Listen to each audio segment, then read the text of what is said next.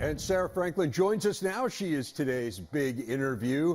Sarah, congratulations on winning this award. How did you find out that you were the honoree?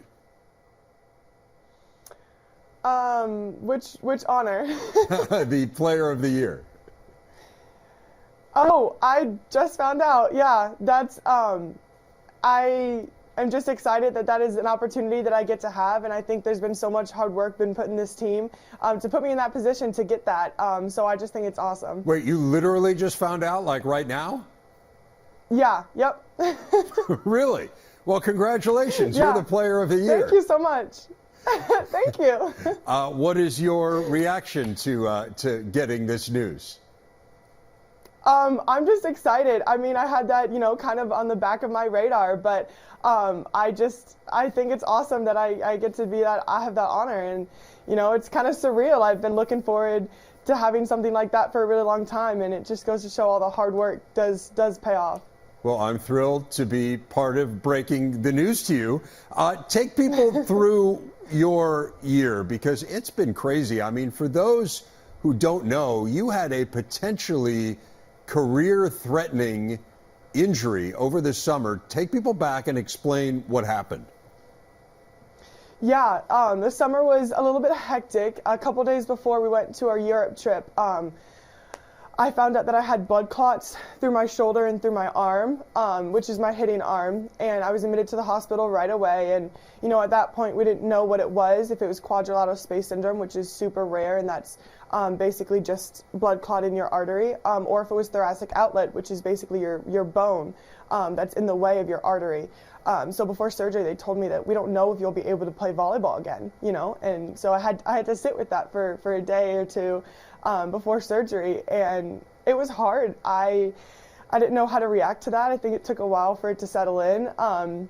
But after getting the news in the OR room that I was going to be able to come back for season, I bawled on the table right there, and I was so emotional that this is something that was going to be able to work through and make it back for season. So it was definitely a difficult time, but I think it has made me stronger in a lot of ways. Take me back to those days where you were in limbo. I mean, I think that's the part of it that I find so crazy. So like for a couple days, they're essentially saying to you, it's one of these two things.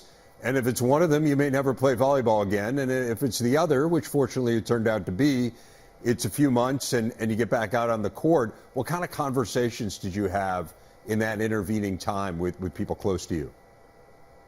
Yeah, I had my whole team there. I had all my coaches there, which is fantastic before they headed off to Europe.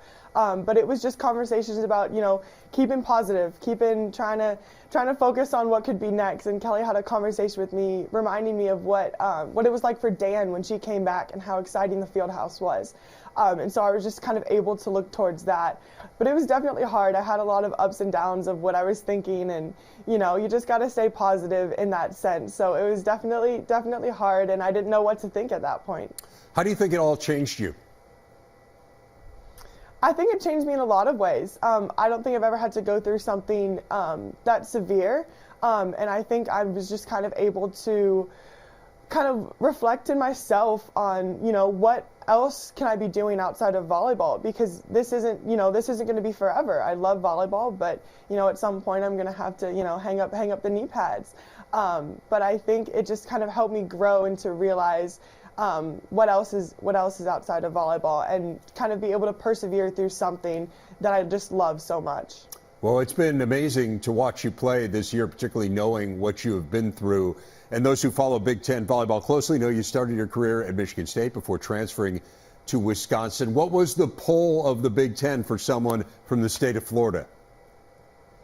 Yeah, I knew the Big Ten was one of the top conferences, and it has elite volleyball every single game. And I love the challenge. I love being able to figure out, what more you can do, and having those tough games. So that really pushes us in practice to continue to work and really elevate our game.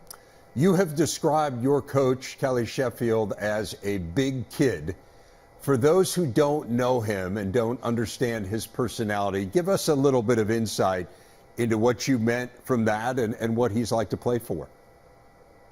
Yeah, he's awesome. I think the big kid sense is more, you don't know what's going to come out of his mouth some days. I think it's just, he's very witty. He brings a very light heart to practice sometimes, and it just makes it fun.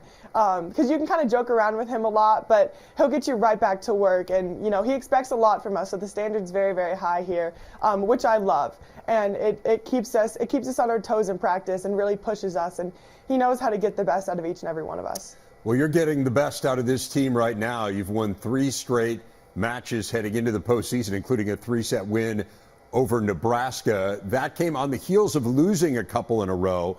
What's gotten you guys back on track here? Why do you think you're playing some of your best volleyball here as you head into the NCAA tournament? Yeah, I think it's great to have those couple losses. I think we've grown a lot from them, which is our main focus when those did happen. And so I think just being really, really confident on the court in what we're doing, because we know we've put in the work. And now it's just time to execute. So putting Badger volleyball out there is just super, super important. And I think we're on a good hill to climb there. This, of course, is a team that won it all 2 years ago. That was before you got into the program. There are certainly a number of players on this current team who were on that team a couple of years ago. What have they told you about heading into the NCAA tournament and kind of what it takes to be the team that holds up that trophy at the end? Yeah, I mean, we've talked about it a good amount, but I think it's really just about focusing on the next play. I mean, we got Jackson State tonight, and then we have another game possibly tomorrow, but it's just about focusing on the game that's right in front of us and not looking too far ahead. So one game at a time, 1 point at a time. Sarah Franklin, the Big Ten Player of the Year. That sounds good? Sounds amazing.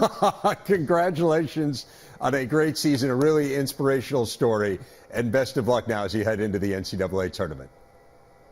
Thank you so much. So, Elena,